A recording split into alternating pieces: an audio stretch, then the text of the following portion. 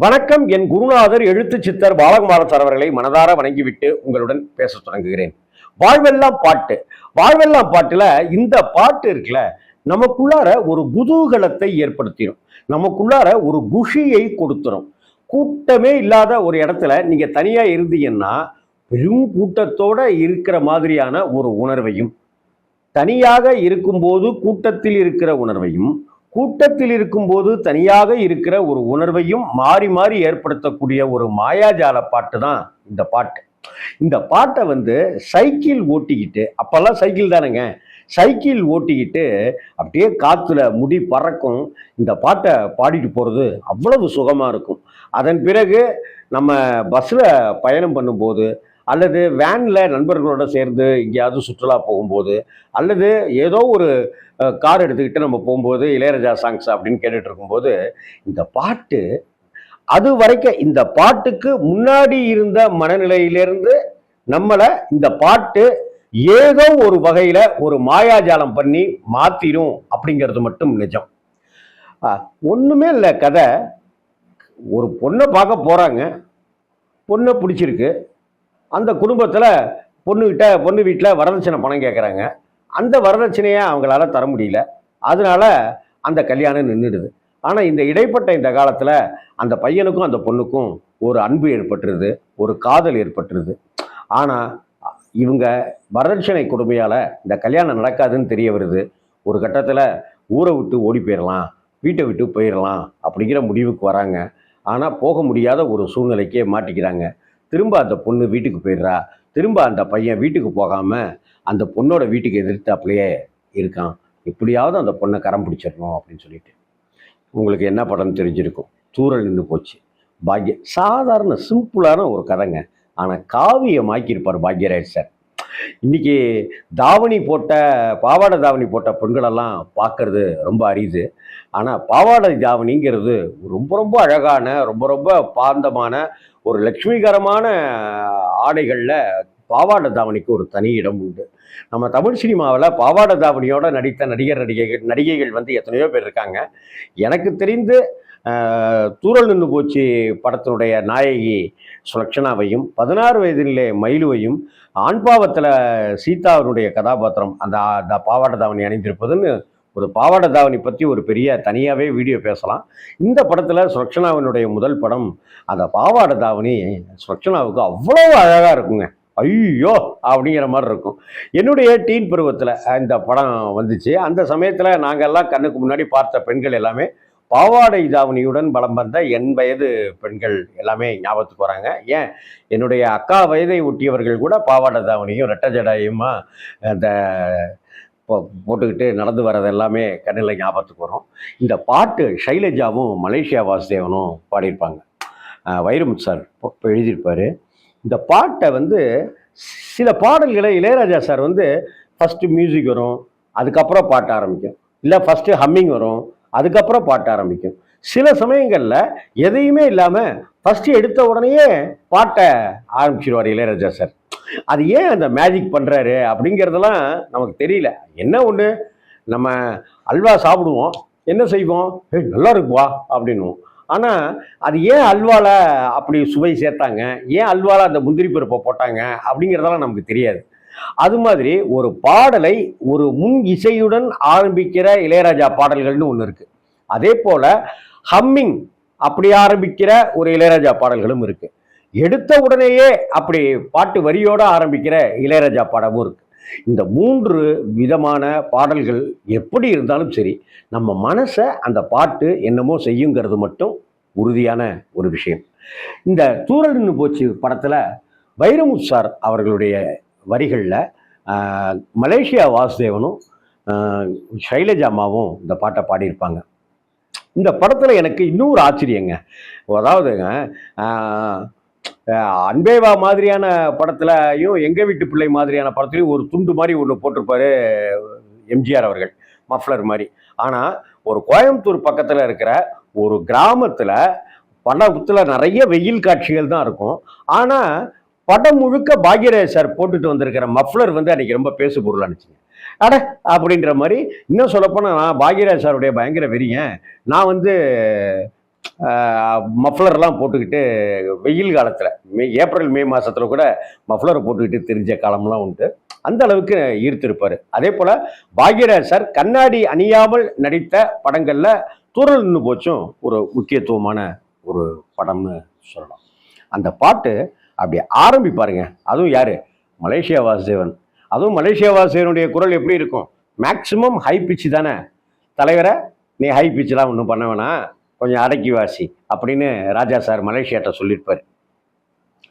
தங்கச் சங்கிலி மின்னும் பைங்கிலி தானே கொஞ்சியதோ, இனி தஞ்சம் மல்லிகை மஞ்சம் என்றிவன் தோளில் துஞ்சியதோ.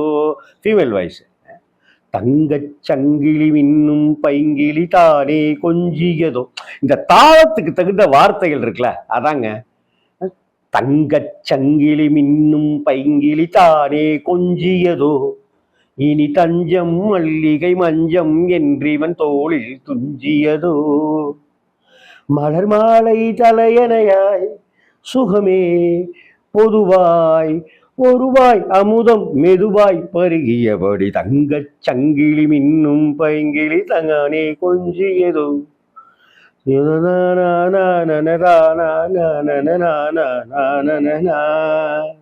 இளையராஜா அந்த இடத்துல தன்னுடைய வேலை காமிப்பார்.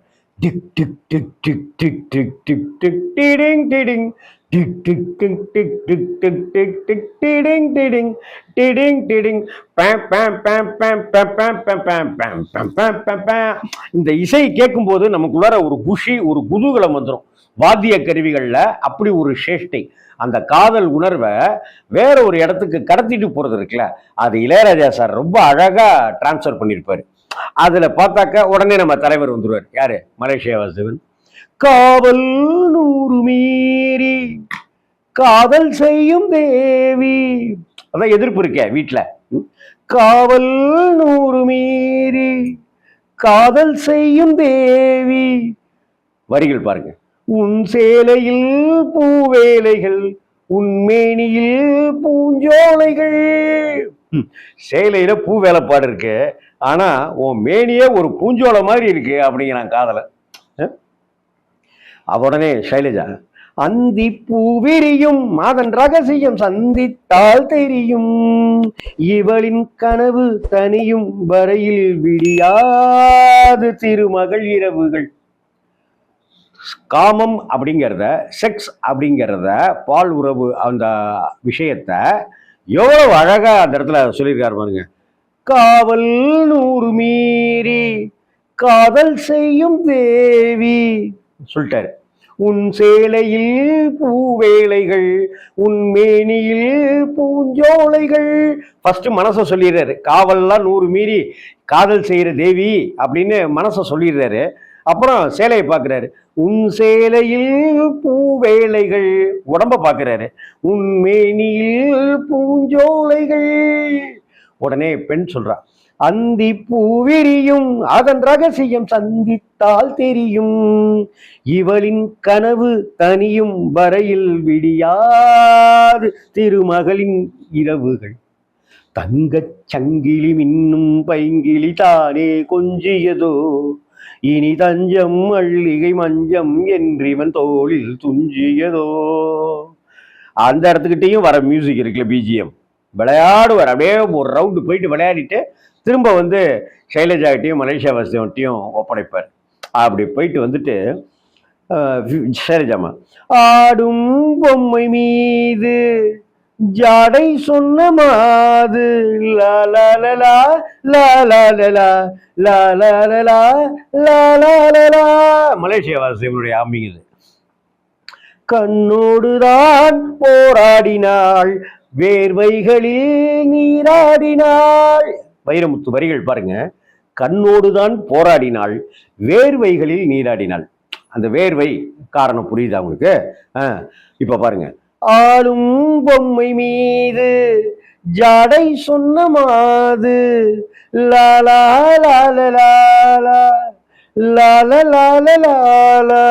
கண்ணோடுதான் போராடினாள், வேர்வைகளில் நீராடினாள்.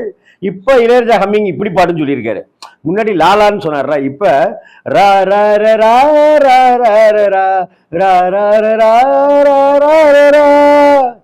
மலேசியா வாசுதேவன் சொல். அன்பே ஆடை கொடு என அனுதினம் அள்ளி சூடிவிடு. அன்பே ஆடை கொடு என அனுதினம் அள்ளி சூடிவிடு. இதழில் இதழால் கடிதம் எழுது ஒரு பேதை ஊரங்கிடம் அடிகொடு. என்ன வரிகளுங்க. அன்பே ஆடை கொடு என அனுதினம் அள்ளி சூடிவிடு.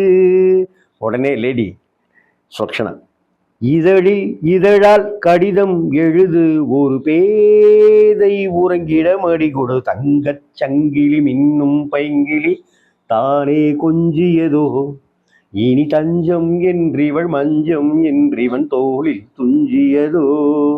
மலர் மாலை தலையணையாய் சுகமே பொதுவாய் ஒருவாய் அமுதம் மெதுவாய் பருகியபடி தங்கச் சங்கிலி மின்னும் பைங்கிலி தானே கொஞ்சியதோ.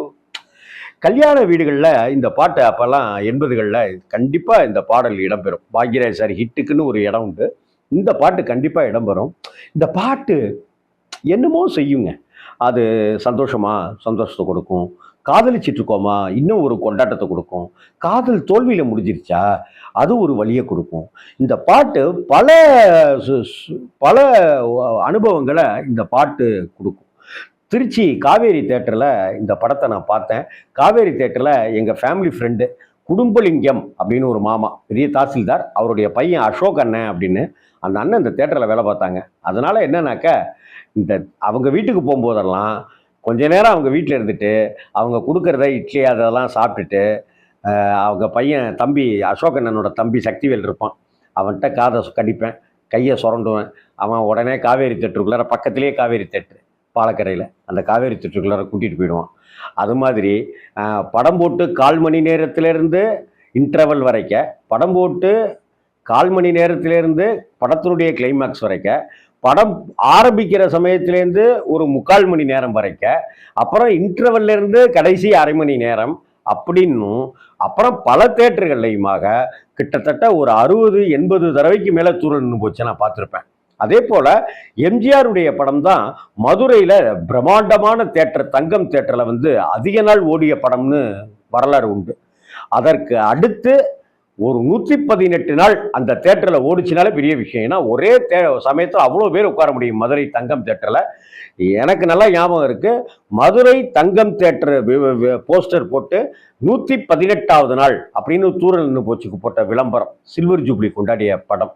இந்த பாட்டு தங்கச் சங்கிலி மின்னும் பைங்கிலி தானே கொஞ்சியதோ அப்படிங்கிற அந்த பாட்டு. இந்த பாட்டில் பாக்யராஜ் சார் அவருடைய ஸ்டைல் அதெல்லாம் ஒரு பக்கம் இருக்க, பாக்யராஜெல்லாம் தாண்டி இளையராஜா இசையெல்லாம் தாண்டி கணேச பாண்டியனுடைய ஒளிப்பதிவையெல்லாம் தாண்டி அந்த சொக்ஷனா அப்படிங்கிற அந்த பாவாடை தாவணி போட்டுட்டு இருக்கிற அந்த பேரழகி, ஐ லவ் பாவாடை தாவணி அப்படின்னு சொல்கிறோம்ல, நிறைய விஷயங்கள் அதில் பாவாடை தாவணிக்கு ஒரு தனிச்சிறப்பு உண்டு. உங்களுக்கும் அந்த பாவாடை தாவணி போட்ட சொக்ஷனாவை பிடிச்சிருக்கா, அல்லது உங்களுக்கு பிடித்த அந்த பாவாடை தாவணியுடன் பலம் வந்த நடிகைகள் யாராக இருந்தாலும் தாராளமாக குறிப்பிடலாம். எனக்காக ஒரே ஒரு தடவை ஹெட்ஃபோன் வச்சுக்கிட்டு தங்கச் சங்கிலி மின்னும் பைங்கிலி கேட்டு பாருங்க. வணக்கம்.